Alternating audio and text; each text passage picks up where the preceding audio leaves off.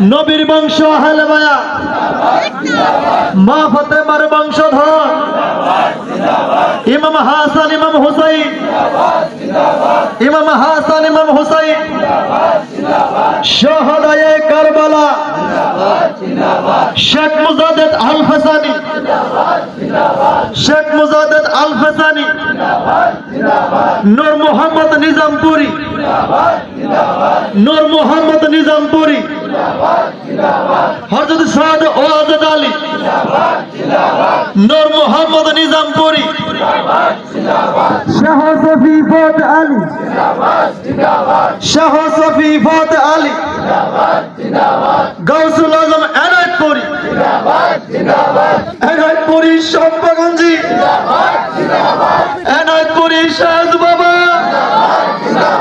শম্পাগঞ্জি ফয়সাল বাবা,